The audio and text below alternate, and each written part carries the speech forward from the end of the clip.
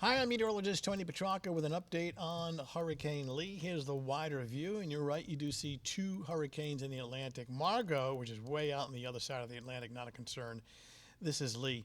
Now, the winds are still at 115 miles per hour, southern New England up in here. What we've noticed is the expansion of the storm itself. The size, the diameter is increasing. In other words, it's covering more area. So that is one noticeable change within the last 24 hours. Take a look at it in more detail. It's a Category 3 hurricane. Winds now, latest from the Hurricane Center, with winds of 115 miles per hour. It's about 500 miles, 550 miles south of Bermuda, moving northwest at 17.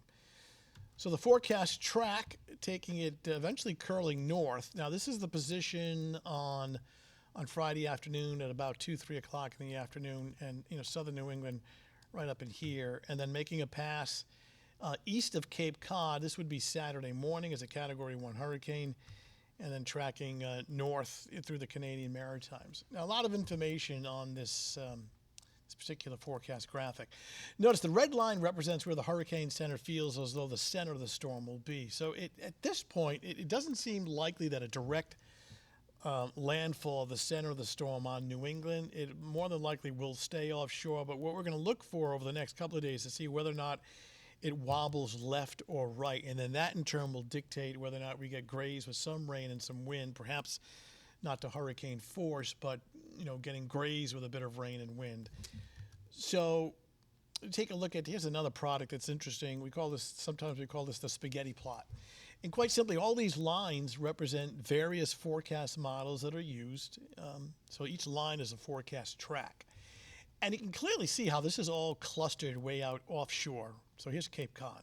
These are all clustered out in here. So this favors a track being offshore. But you got a couple that are leaning a little bit towards, and more than likely this is an outlier right here. But you have several, or at least a dozen computer models that are kind of leaning a little bit to the left here, closer to Cape Cod. So still want to watch it closely as far as any grazing or fringe effects. As far as the potential for what we call tropical storm force winds, not hurricane force, but rather tropical storm, meaning winds sustained at 40 miles per hour. And notice that chance is higher out towards the Cape, perhaps a 30, borderline 40% chance out in here. Though that wind magnitude chance decreases the further inland you go, the further west you go, the further east you go out of the outer Cape, that increases a little bit. Again, these are tropical storm force winds, not hurricane force. Another way of looking at it, as far as potential impacts late week, and specifically Friday night into Saturday morning. And this is in terms of, well, first of all, we're getting big waves and surf. That's a guarantee. But this particular map is as far as potential rain and wind impacts. And it's highest right across east coastal Mass, right in here, this area in red, and out towards down east Maine. A little further inland, that risk is kind of at a medium level, which would include roughly New Bedford and right into here.